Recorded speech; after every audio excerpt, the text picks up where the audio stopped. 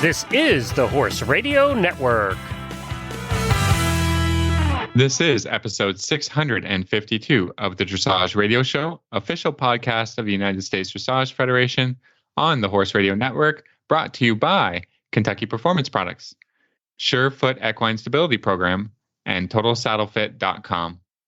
On tonight's show, we're joined by Auditor Carol, who will assist us in the review of The Gates To Brilliance by Robert Dover.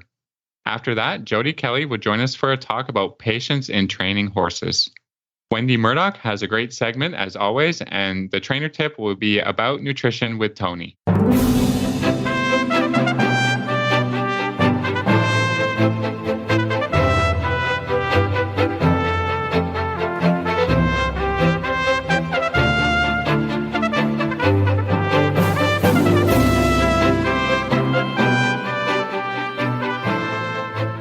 This is Reese Koffler-Stanfield from Loxahatchee, Florida.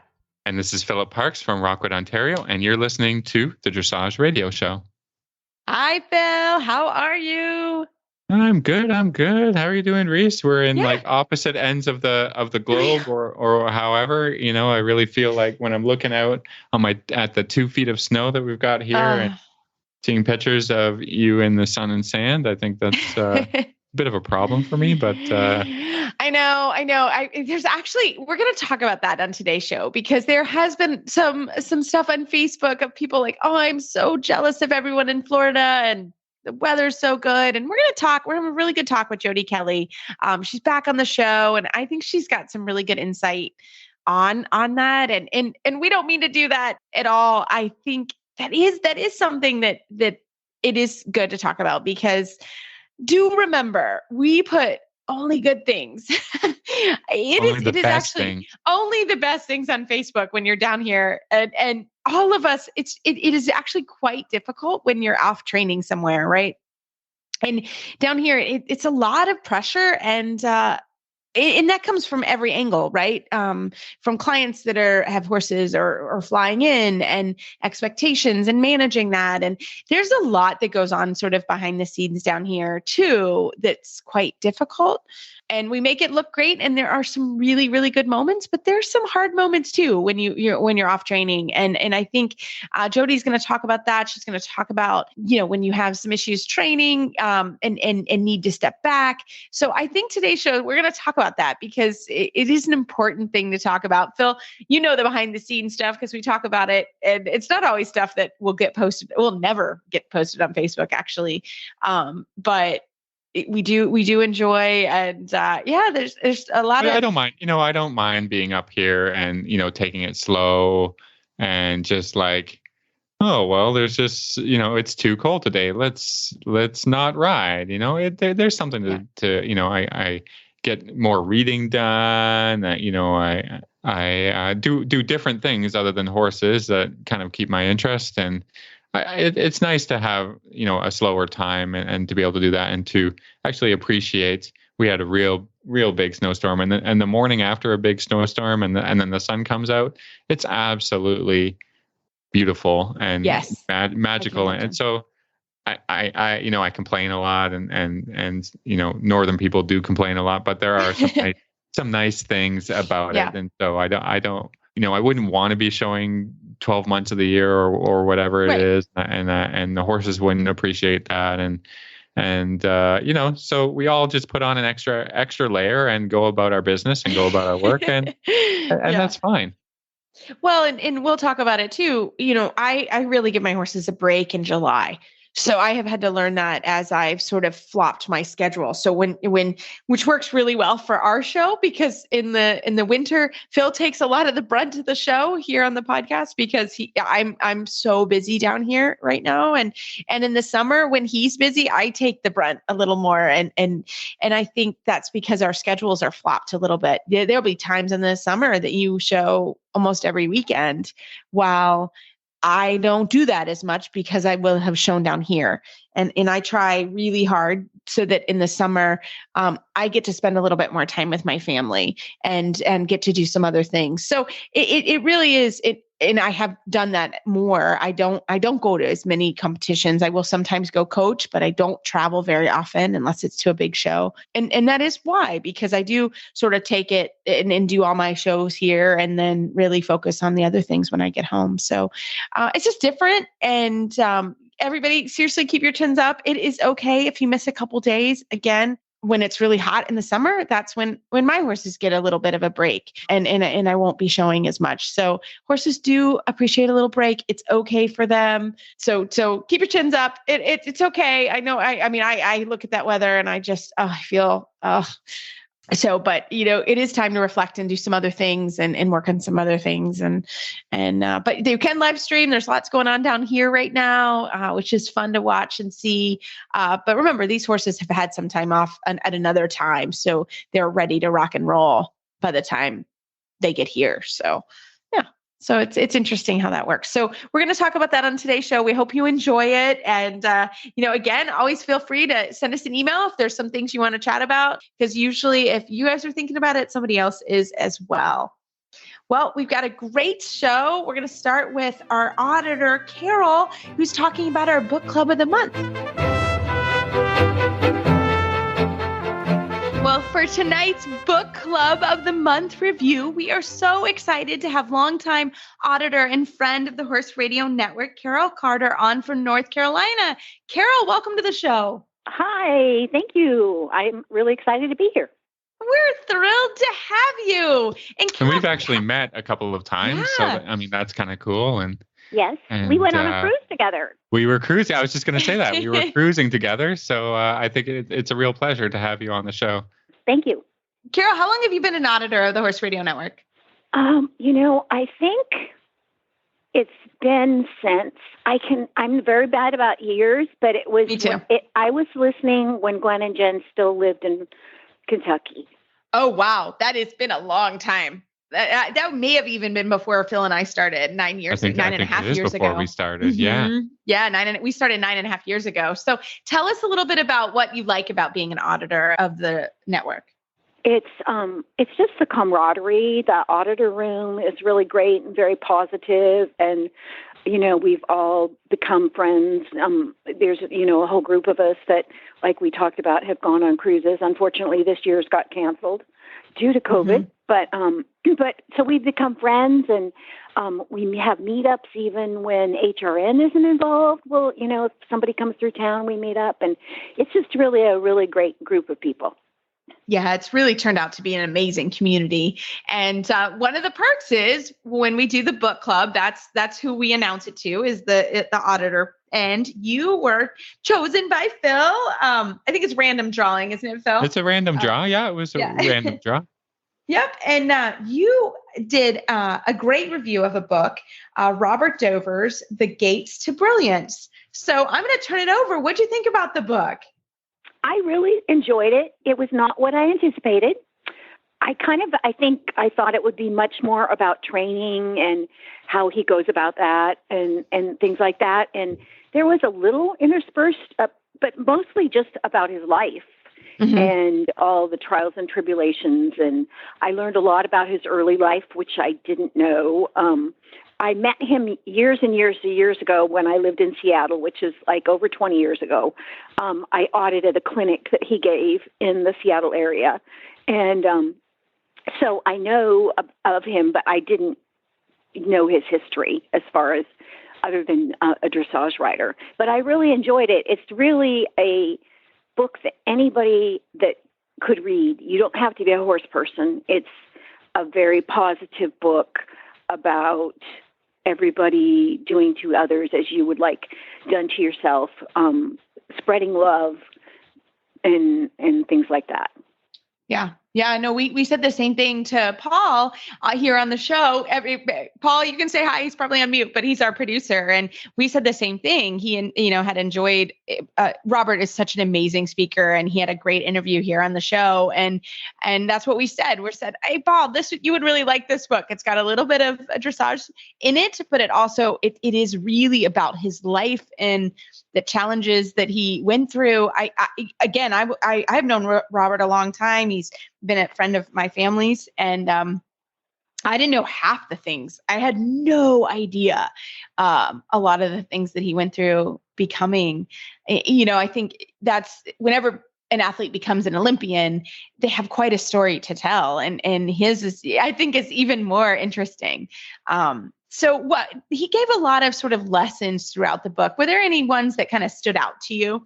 Just the lesson of life, of, being kind to people, and everybody's in their own situation, especially in our world today with all the decisiveness and all the arguing and petty. It's just like, you can agree to disagree. It's okay. And his book was just about, being kind to people and everything. And like you said, I had no idea that he grew up on an island. And that's where he started writing, or that he used to event, or all those younger things at all. So that was very, very interesting. Yeah, I think that you get a little bit of perspective because in a world of social media, you basically get glimpses into a person's life. Into Robert, he's good about posting stuff and being in that realm, but there's a lot going on underneath the surface. There's a lot of experiences that bring a person, to Olympics or to their fourth Olympics, or that kind of thing. And so especially for people who lived in a pre-social media life, there's more than what they just can present at a clinic or can present on their social media. And it's really interesting to kind of delve into it and dig deep and that, I think that's really what he did with bringing us this book, is to tell everybody it's not just about winning medals and all. There's a lot of experiences that are not horse related, that he's lived through. Exactly. Well, just his whole becoming a young adult in the AIDS era. Yes. And all of that. And then all the people, I mean, I've known about him forever and I followed him forever, but I didn't really realize like how many amazing trainers he had in his early career. All the greats, and, being able to go to Europe and live there for a while and just, but then some of the experiences over there would turn out quirky, and something weird would happen. But, and that's kind of like everybody's life, you go down a path and sometimes there's curves. It's not always a straight road. And that book just really illustrates that. It took a lot of curves and a lot of stops and starts to get to where he is today. And like you said, Philip, it's not all about what's on social media. There's a lot more behind that made him the person that he is. And I agree with you as well. Just he had a chapter, he talked about surrounding yourself with really good people. And when he wrote down like and he mentioned that who he was, who had trained him, it was literally like the book of greats that he went through. Oh, exactly. And you were like, wow, look at the people he trained with and he surrounded himself with. It was amazing when he did that. And that was one thing I, took to heart. I thought, I am very lucky that I have an awesome team around me as well, but it's always a good reminder and to be careful who you're hanging out with, but really spend time with really, really, really good quality people. That was sort of the lesson I took from that. That was one of the big ones from the book. Well, I've kind of had that just in general about riding in general, and especially more in Seattle because I was at a barn there where, I had socialization with other people at the barn and they would be doing jumping or dressage or whatever. And they wouldn't know who the top people in their field were. And I just never understand if you're trying to strive to a goal, how do you know what that goal is if you don't know what the top of that looks like? So, they wouldn't even know who Robert Dover was or Ann Kurzinski or whoever, And it's like, how can you not know that? Because that's what I like to watch. Just go, oh, that's what you're striving for. That's what you're trying to get to. Exactly. Exactly. That is true. I remember, when the magazines would come out and I would run to them because I'm like, oh my gosh, what's going on? It's a little bit now in a way easier with social media. Maybe more accessible is, it isn't like you had to wait a month to find out what was going on. You can find it out in 10 seconds, which is good. Or you can watch it happen live stream. Or you can right? watch it happen. So, I mean, there's no excuse now to, before you would have to maybe travel a few hours to attend a clinic or to go to a horse show or whatever it was. I mean, I'm pretty lucky living where I live too, is sort of the hub of dressage riding in Canada. I mean, a lot of the Olympians live within an hour of me. So, you're blessed that way. But otherwise, if you're out somewhere else, now you can just be wherever you want to be as long as you've got an internet connection and, you can attend all of these clinics. So there are very few excuses for, not being part of a community of people or being involved in a sport, or at least, attending some of these shows, because it's pretty easy to do. So exactly. It's just, you learn so much. Like the first, I mean, I knew who Robert Dover was, but the first time I was really exposed to dressage was I went to the 96 Olympics. Yes. And, people will complain about the lower levels, but I learned so much in watching 4 days of lower level dressage. By the time it got to the big stuff, I kind of had an idea of what was going on, and I enjoy watching the lower levels. I think it's very interesting. I don't have to just watch the Grand Prix or the freestyle. I think it's all interesting. Yeah. Well, and I think for us too, when you watch people teach lower levels, right? I think Robert is one of the greatest. If you watch him teach and you ever have the opportunity, go see him teach, because again, he's incredibly positive, and he talks about how he got riders ready for the Olympics, and I mean it's pretty cool to think about that, and in his pipeline. I remember when he presented that pipeline, the roadmap. And it had, most of it has been implemented already in USEF and in USDF. So that was pretty cool to kind of hear his thought process going around that. I was probably, I don't remember time is exactly when he presented that, but I thought, wow, this is somebody that really has a thought process on making team riders and making a team. So he also really impacted dressage in the United States and is impacting riders, like myself, with funding and programs and that type of thing that were developed through his mindset as well. So, truly it is a book. I would recommend reading it for sure. And then I'm going to send it probably to my husband, because I think he will enjoy it as well. So Carol, any last words about the book? I would recommend it for anybody to read, and they don't even really have to have much knowledge of horses or be involved with them, because it's just a really good, positive book, and it was very interesting. Excellent. Well, thank you so much for coming on. And I appreciate getting chosen and getting to read it, because when I heard it was coming out, I wanted to read it, and I just hadn't gotten it yet. So I was very excited when Philip pulled my name. I was like, yes, I can read it now. That's all, Philip. You were gonna read it anyways, but yeah, I was. Yeah, just probably not quite yet, but yes. Yeah.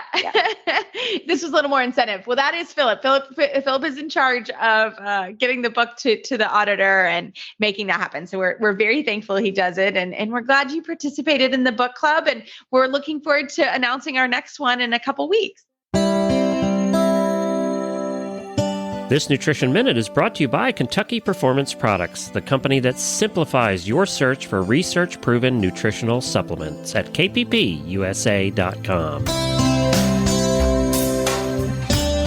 Have you heard of Saccharomyces boulardii? It's a yeast, a type of probiotic. Often referred to as S. boulardii, it benefits your horse's digestive tract in several different ways. One unique property of S. boulardii is that it supports the stimulation of something called brush-border membrane enzymes that are found in the intestinal lining. These enzymes help your horse digest starches and sugars in the small intestine. When the sugars and starches are more completely digested, Fewer of them escape into the hindgut, where they can ferment and cause imbalances that lead to colic, diarrhea, and laminitis. Saccharomyces boulardii is found in Nalox Advanced, made by Kentucky Performance Products. Nalox Advanced contains a blend of yeast, fermentation solubles, and stomach buffers. These ingredients work together to maintain your horse's digestive tract in peak condition. Nalox Advanced is recommended for horses of all ages and stages and is fed on a daily basis. This Nutritional Minute has been brought to you by Kentucky Performance Products. You can find all of their terrific products at kppusa.com.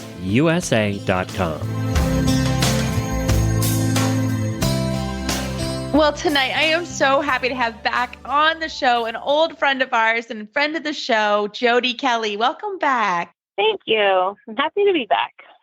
We were trying to remember when we had you on last and we couldn't remember, but we always love when you stop by. And I think you have such a timely topic right now to talk about when a lot of people up north are watching social media and they're seeing us down here in Wellington and in Florida. And, it's snowing or it's a kind of a rough time of year mentally for a lot of people. And we also have our struggles down here and down in Wellington. It's not always sunshine and roses. And, so you just have a really timely topic that we wanted to talk about. So I'm just going to turn it over to you.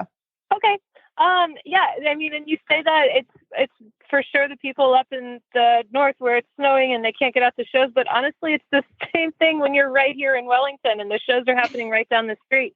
And what I just wanted to talk about is how frustrating it can be when you're somewhere between levels and how important it is to just stay patient and stay true to your training and stay honest with yourself and honest with the work you're doing. And that it's not the time to, when things get a little rough and things get a little bumpy in the training, to not jump ship or change things or just get so frustrated that you're not where you want to be. I'm in a place right now where I have two super, super talented horses that I have not lost 1 ounce of faith in. And I only am comfortable enough where I am now because I've been through this process so many times and I've been discouraged so many times that I kind of feel like today after my ride, I was like, I think I'm growing up finally, that like, I'm not frustrated with my horses. And my trainer said, I don't want you to be frustrated. And I was like, I'm not, I'm really not.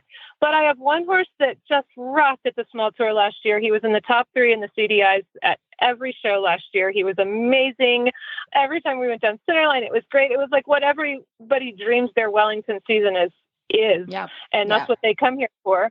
And then just 1 year later, I've hung up my spurs with the small tour. We're pushing on to the Grand Prix, and he's so ready for everything, but he can't quite get his legs untangled for the ones yet. And we're going to just sit tight. I don't want to put him in a situation that he can't handle in the show ring yet.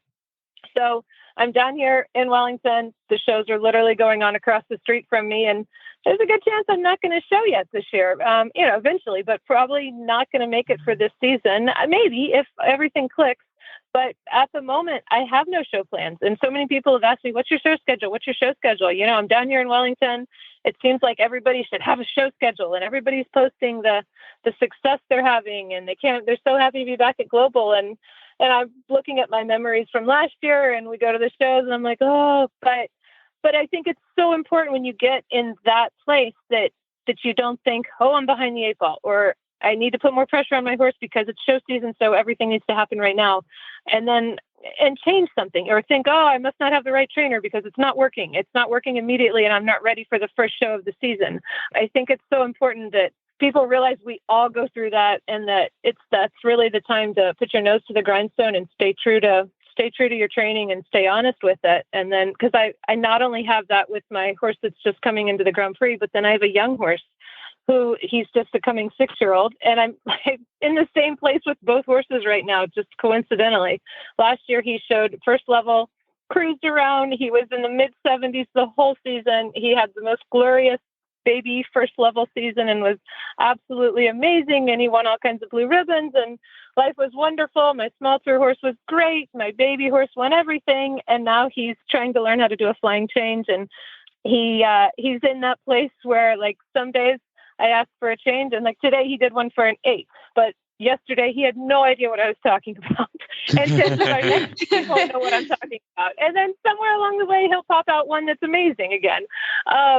And so I'm just going to also let him sit tight. We talked about doing the 6-year-old test, which we might eventually, if that quarter drops, then he understands it all finally.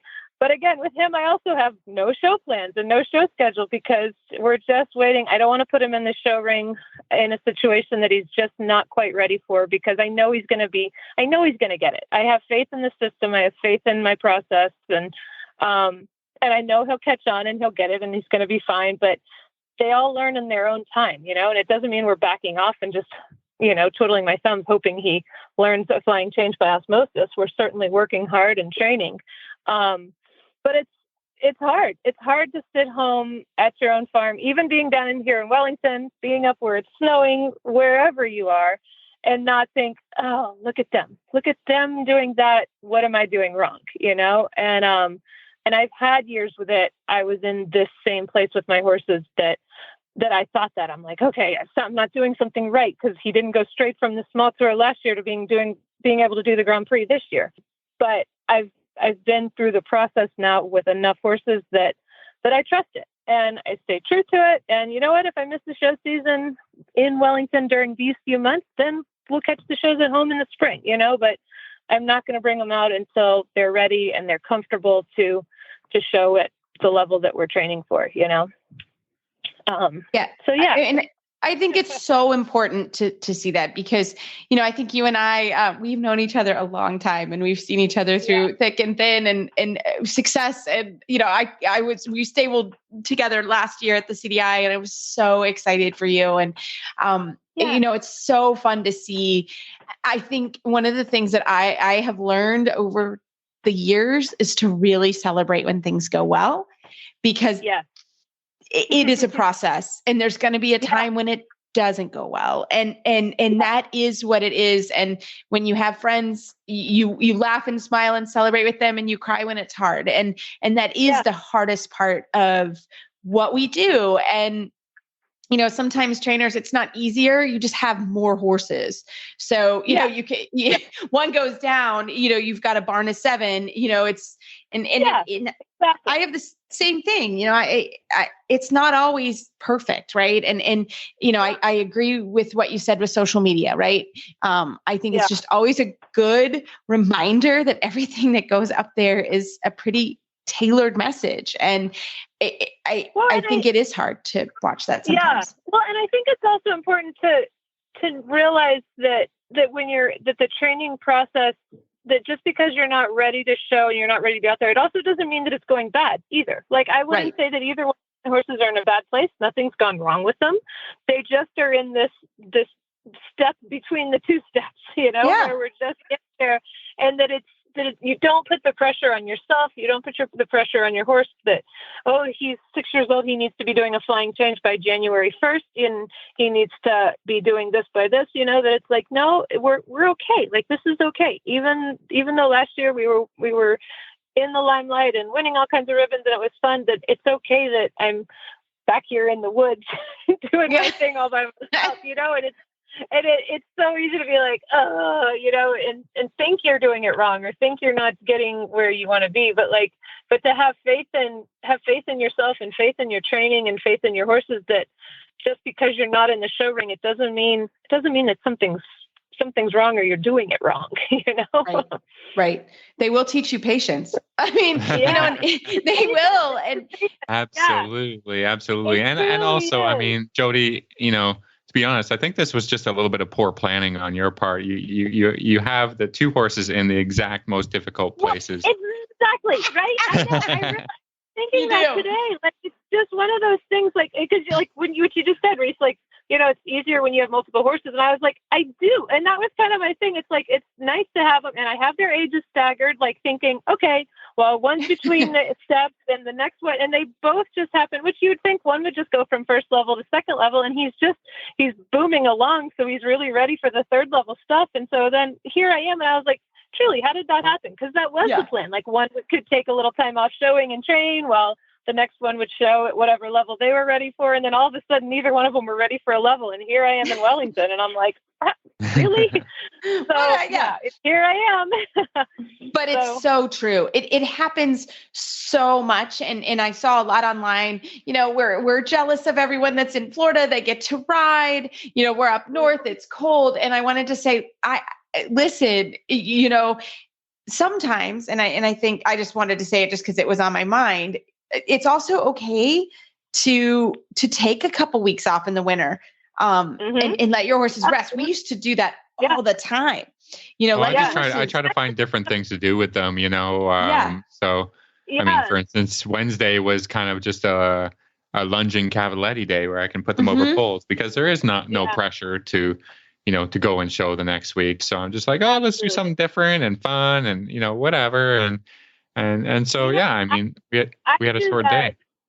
Yeah, no, you need to do that. And I think it's so good for the horses' minds and the bodies. You talk about it for now in the snow for you guys, but I actually, being from Florida all year round, I do that in August for my horses. Yep.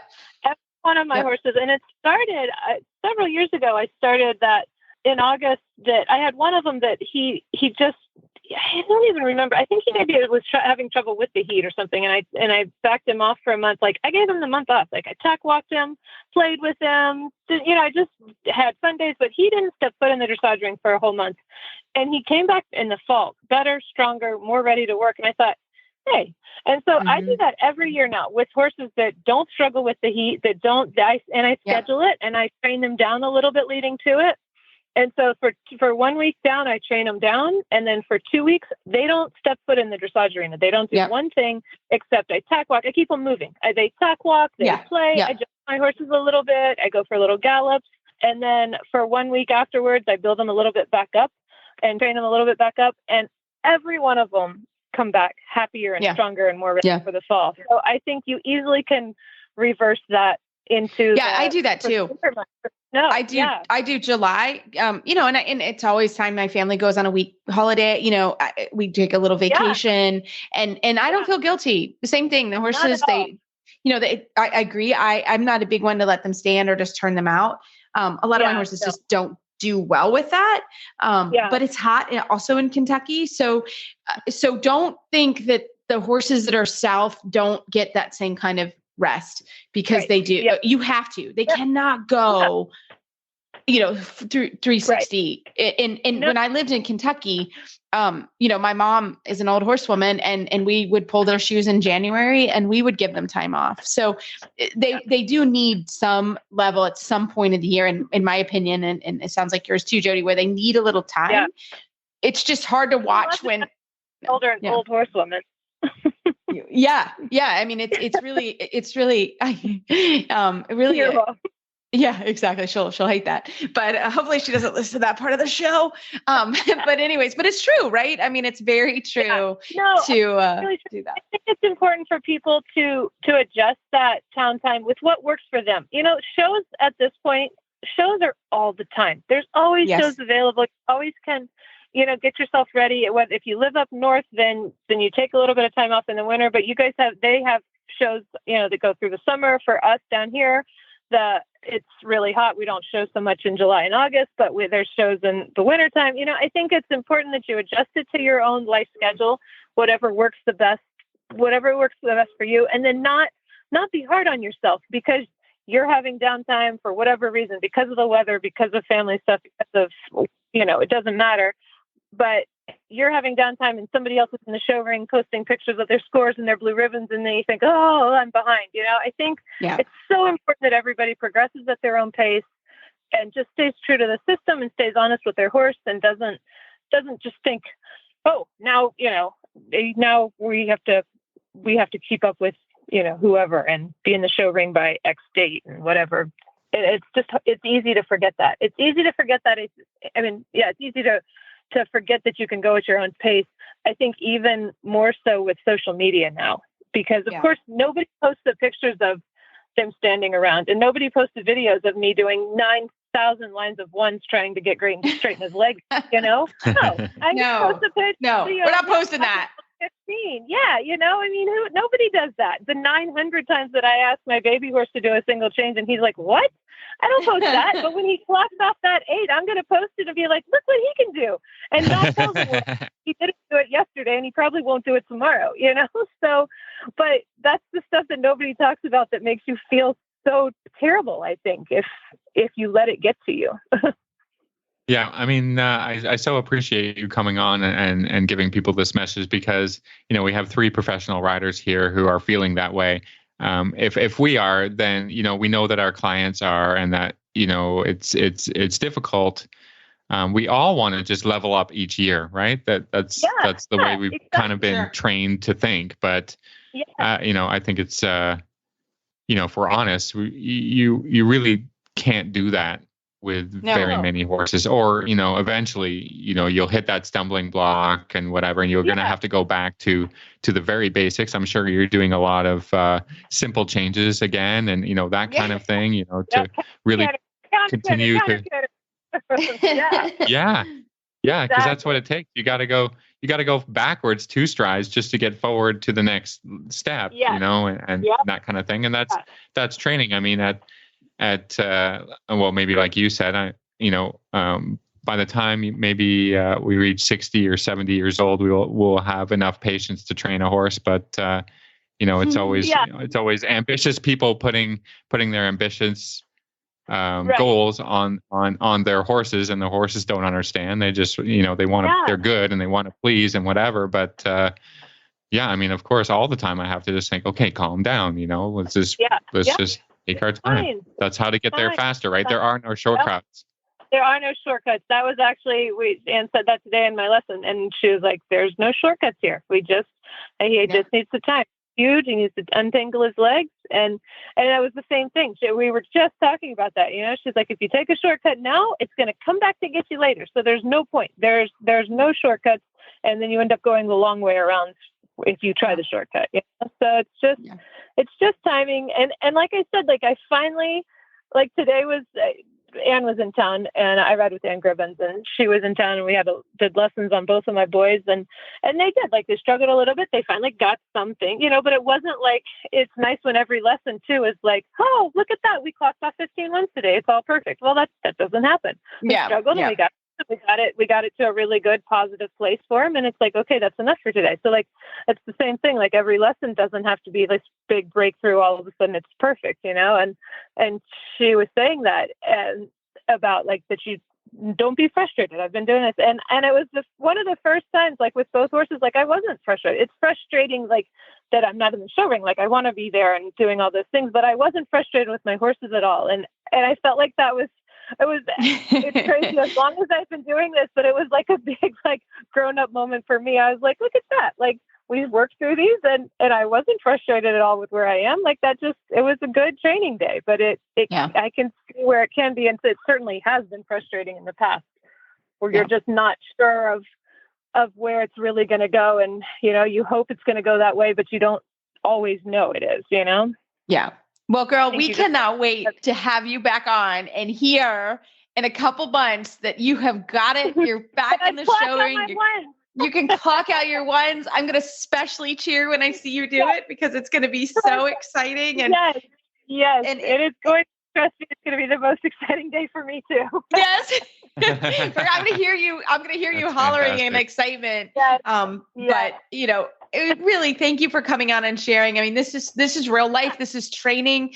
This is what really happens behind the Facebook scene and behind Instagram. Like this is what we go through every day. And, it is hard watching us down here, but Jodie and I, we've been here a long time. We can tell you the struggles of coming down here. Sometimes it's not always as sunshine and rosy as it looks.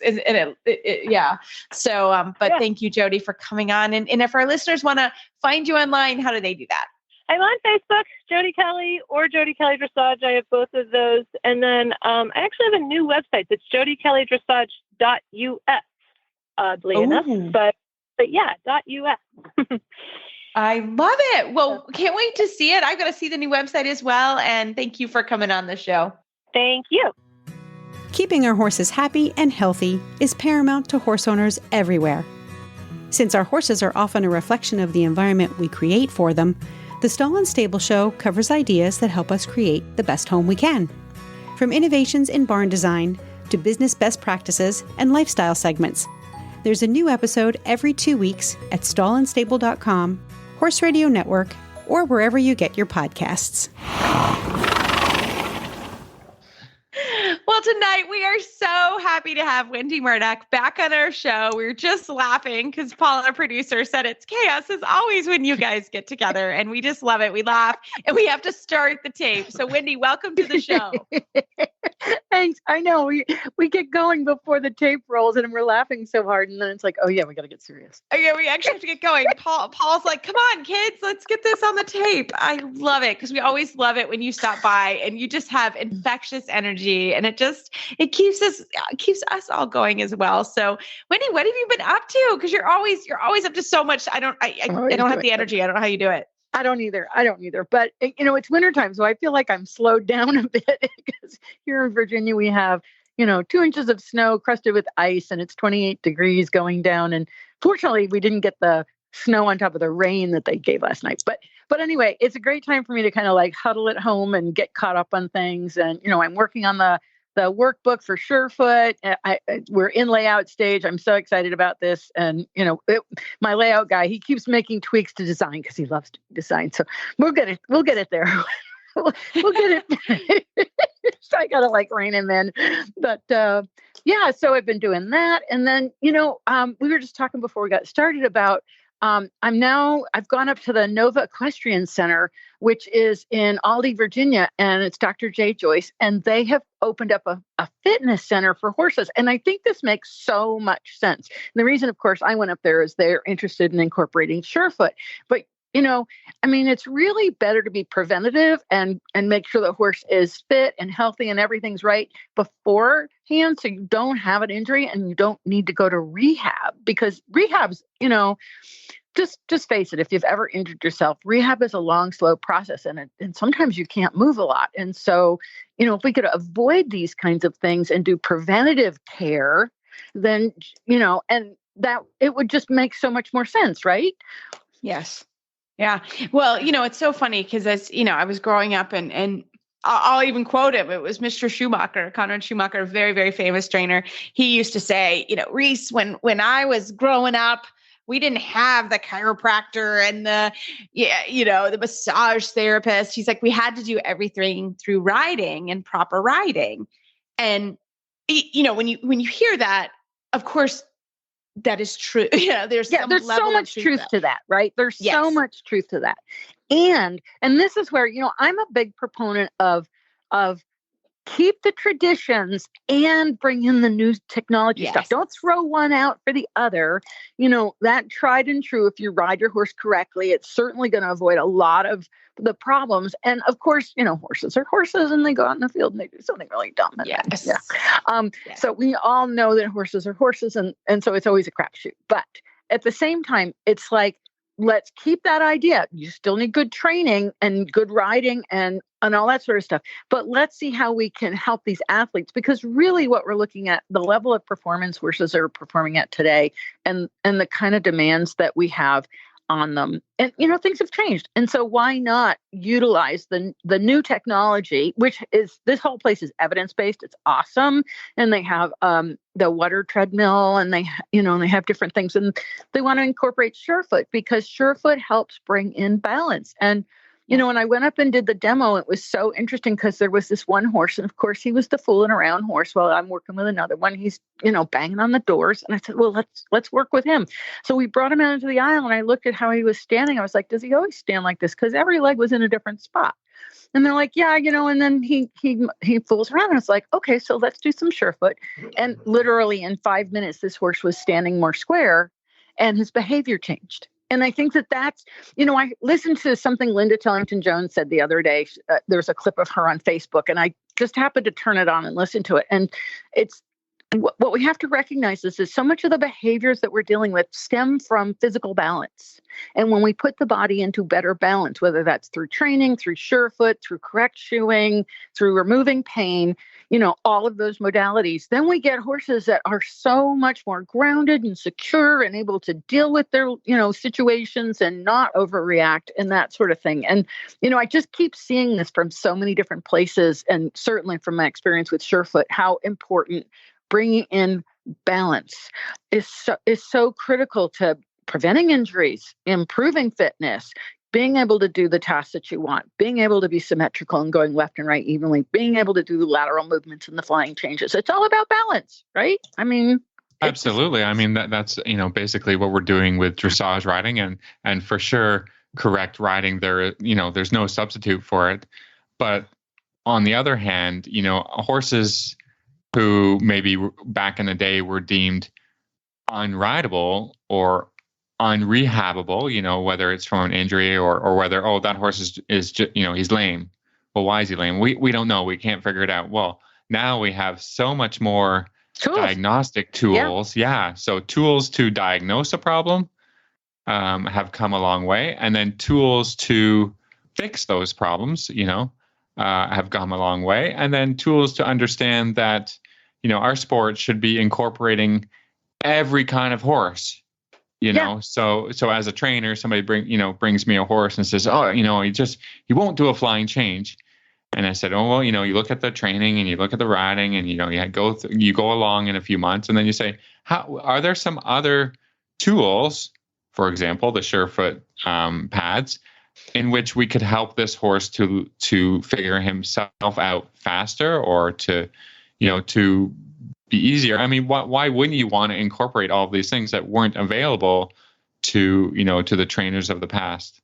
Absolutely. And that's that whole idea of honor the past and accept, bring in the future and combine it and use what's appropriate for each horse, right? You're not going to do everything with every horse. You're going to pick the modality that's the best for that horse and recognize his capabilities or his limitations and train to improve those.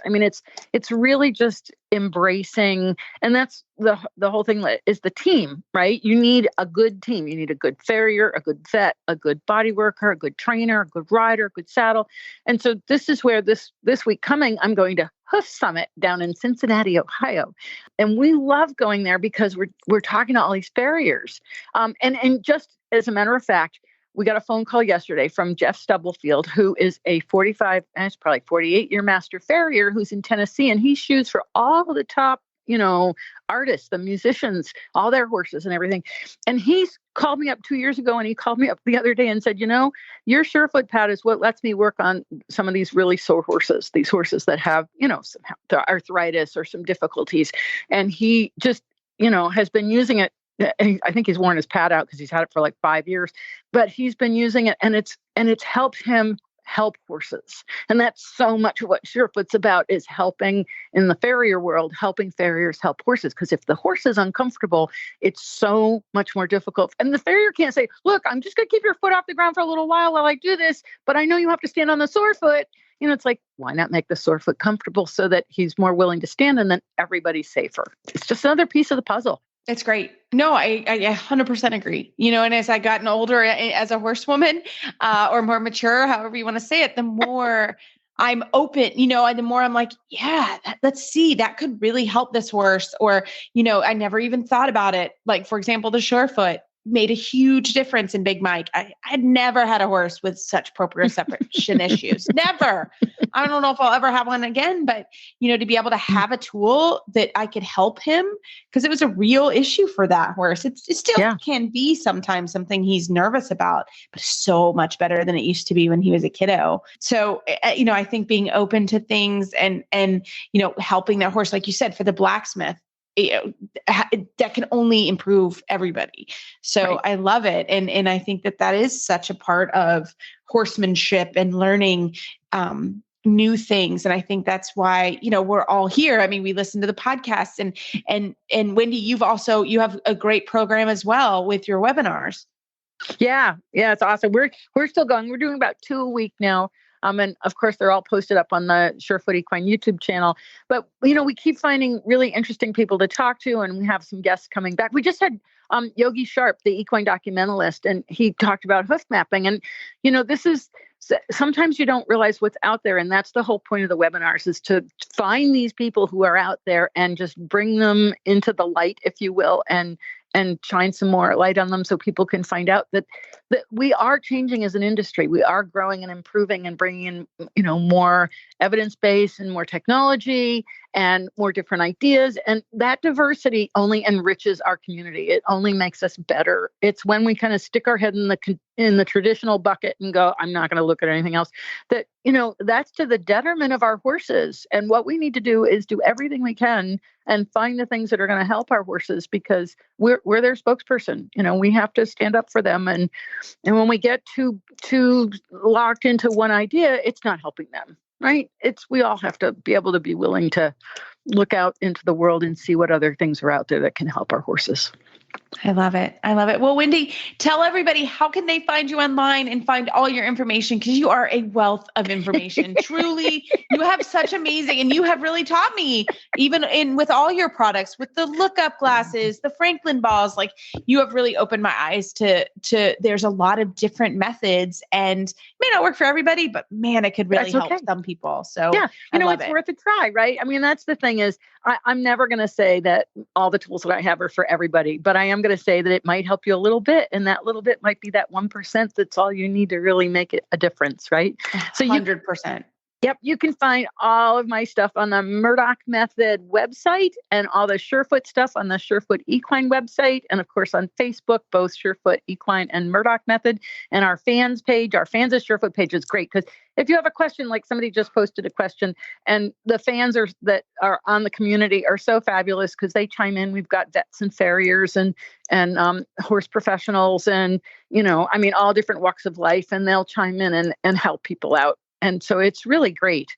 And, I just love the fact that we have such a wonderful community of people, and, we're helping more horses every day. That's what it's all about. Exactly. Well, thank you so much, Wendy. We always love having you on. Thanks. And I look forward to talking to you again next month. It's kind of a bright spot in my month. For us too. For us too. Yeah. Yeah, absolutely. All right. Thanks. Bye. Well, Phil, as always, we love to talk about the Total Saddle Fit products because they're so versatile. And we were laughing because this has been a show about sort of north and south and freezing and sweating.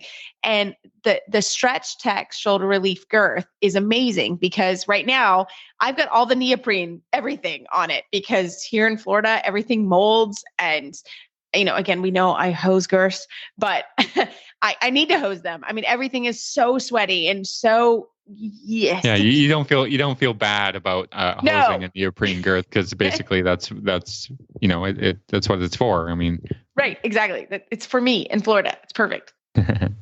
And me up north, we're using our fleece liners and trying to save the horses from their rub marks. When you clip them, then the hair is very short and they tend to have rubs very easily. But the fleece liners for the girths just prevent that, and they're awesome and they're sturdy and they're durable. We can't hose them, obviously, but you could just take them off and throw them in the washing machine, and that's a pretty great thing to be able to do. 100%.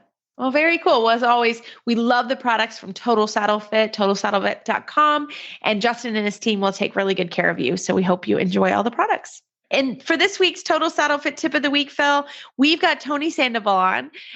We're all trying to work on nutrition. It's the beginning of the year, but it's a year-long process for me. But I think you're going to really enjoy this tip from Tony.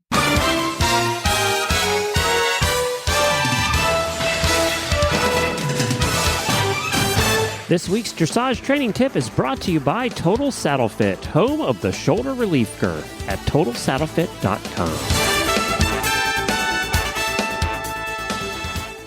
Well, for tonight's show, I asked Coach Tony Sandoval to come back on and talk to us a little bit about healthy eating, nutrition. I'd like to say I'm asking for a friend, but I'm really asking for myself. Tony, welcome back to the show. Thanks for having me, guys.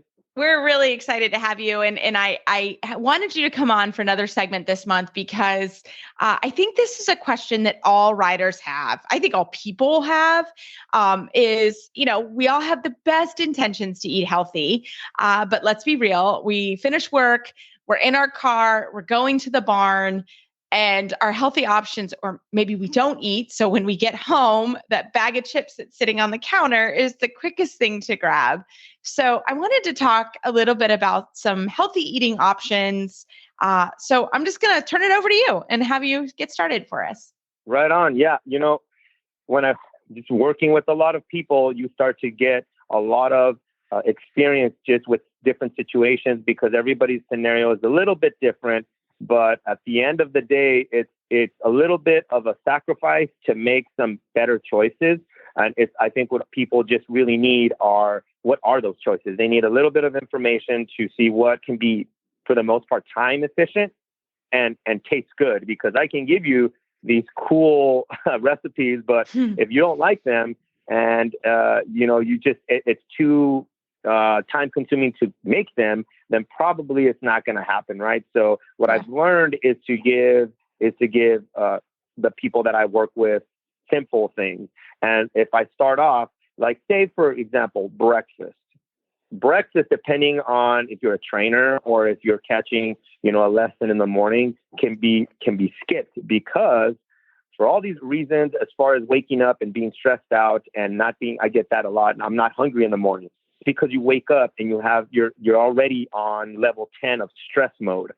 So that's for another conversation. But having breakfast, you got to remember it's not only just for you, because it's not just about you when you ride. It's about your teammate and you having the cognitive ability to ride and be very sharp when you do. And the brain does not function on fat and it does not function very well on protein. The brain likes to use glucose, sugar, carbs. So when people that are doing a low carb diet, what they fail to understand is that's great for fat loss. I'm not saying it's not, but if you're riding a horse, now we're talking about a different tool. Does that make sense? Yeah. Athletes have to think a little different than the person that's not riding and have to learn how to communicate and have positive energy with their horse. So I always like to say, if worst case scenario, old school, oldie but goodie banana, because it's going to give you some good energy that you can use. Now, for me, my staple is always having some type of protein. So I think a to-go protein that you can put in use with your banana would be Greek yogurt. One of my favorites is Fage because it yields a lot of protein. I think it's 18 grams per serving. So what I would do is I have my protein with the Fage, and then I would cut up this banana and throw it in there. And then off I go on the road, and I'm having some good carbs and that are going to be it'll digest very easily. And then I have my protein. So those two examples work great in the morning, and they're very good on the stomach, meaning it's not going to sit too heavy, because that's another thing. Well, I'll be too full. Well, yeah, if you stop by a fast food place and you have a gut bomb biscuit, anything, of course it's going to feel horrible. But we're talking about having... I like that. We've all done it. Horse shows. Yeah, we've all done it. Is the worst. I only can talk about it. Because I've done it, and you feel sleepy and not at your best. But when you eat things that are very easily digestible, you get the energy you want and you're ready to roll. The big help with that I give all the trainers that I help is going to be having good snacks and lunches while you're out there. For sure, cheese is the number one, I think, option for a lot of people that they want, because it's very easy to eat, and it's because of the dairy. And some cheeses can carry a little bit of protein. It fills them up longer. Fat and protein are the two macronutrients that yield a lot of satisfaction or satiety. So it keeps you fuller longer. But I would also say throughout the day, if you got a lot of work and you're on horse number 5 out of 15, fat is going to be something that is going to burn. It's not going to give you the energy that you need to be at your sharpest. So what I also recommend people is to have some form of fruit. If you're out on the field and you want to carry something that is not going to smush or get like dense, then dried fruit is a good option. Dried fruit, although have added sugars and what have you, you want to pick something that is all natural. That way you can make sure that if you're eating literally a dry fruit and not all these other cool things that taste great, but are not really the best for you. I also have people make their own snacks like protein bars. When you think about a protein bar, there's so many companies and so many affiliates that push all types of protein bars. I wouldn't say that, there's some bad ones, because bad is just my perspective. I think they all intend to do good things, and you can, kind of like pick at every single ingredient that's on there. But for the most part, I think a protein bar that you enjoy eating and that makes you feel good, that's the one that's going to be the best for you. Because again, taste is going to be a big driving force for you to be consistent with it. If you love your protein bar, awesome, then you'll have it all the time. If you don't, you're probably going to miss that bar. So I personally like eating RX bars if I'm going to buy something, because they only have a few ingredients. And I like the way they taste, pretty simply put. And then the next one would be Kind bars, KIND. And those are more like, I need a cool snack. It's not really going to fill a lot of people up. They're not very big, but I enjoy sometimes eating them, and I know that I'm going to have a meal here pretty soon. But those are my two favorites. But again, there's so many out there. You can try them all out and see which ones you like. I would try to pick the ones that have the most protein.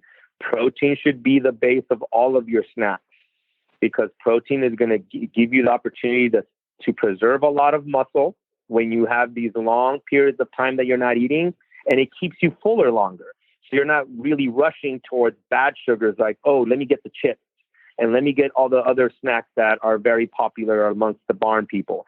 So having a higher amount of protein in your bar is going to help you.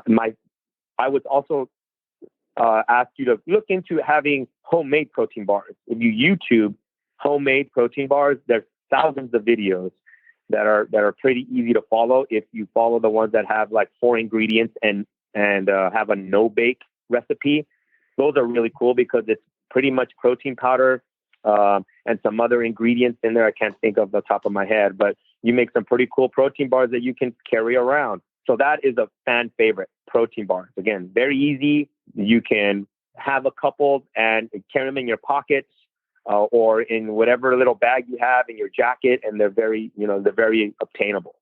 And for a lunch, that's pretty easy. I always ask riders if they like cold cuts, something very fast that they can roll up, almost like anything that you can roll up, whether it be some type of, we'll say like spinach based, or there's all types of tortillas that riders like to incorporate into their lunch, and they just roll up some type of like boar's head or premium lunch meat, and they'll throw in there like some veggies, or have a veggie roll, and they'll throw some meat in there and maybe a little bit of cheese, and off they go. They'll have like a protein roll up, for lack of a better term there, and off they go. Now they also incorporate some fruit in there, because if they're having just veggies, you need some carbohydrates. Carbs are your friends if you learn how to use them properly, but they're so easy to carry around, and they last for throughout the day. Now I wouldn't say you're going to eat them the day later, because then you're going to probably figure out that they don't stay fresh. But throughout the day, you'll be just fine just to have some sandwiches, something that you can roll up in the lunch meat, like I said, cheese, and you can eat them very quick. So if you don't have to sit down and really take your time, it's just a grab and go. For lunch, you can have a lot more options because you have time. But for the 2 meals and snacks that I always get asked about is that, what do I have for breakfast? And then what can I do for lunch? Another oldie but goodie, and that's a smoothie, where you can just in the morning throw in your protein powder, and then you can throw in Greek yogurt if you want to do some more protein in there. And what I use is just a little bit of water, spinach, kale, strawberries, bananas, and almond butter, or any type of all natural peanut butter. You won't even taste the green veggies if you're like, oh God, I'm not good with my veggies. You don't taste them, and it has fiber in it, so it's going to be good for you, and the protein will keep you at least full for the majority of the morning, and off you go. You can drink it on the way to the barn. Yeah. They're great. Yeah, I think that's fantastic. I love it. And how about, we talked a little bit about lunch, but what about snack time? Like if you're driving to the barn after work, you're super hungry, like what's it? The protein bars sound amazing. Some dried fruit. Is there anything else that somebody could throw in their bag? Again, I think when you're talking about just trying to get home and snacking on something, you can always also grab things like trail mixes. Trail mixes are good fats, because if you have them with cashews, almonds, walnuts, those are awesome. You just got to watch out when you have the really fun ones that have M&Ms in them and all these other ones. Oh, I would never know about that trail mix. Yeah, I don't know what trail mix that would be. Yeah, it can get away from you really fast. To make sure that you pick something that is, for the most part, going to be on the healthier side.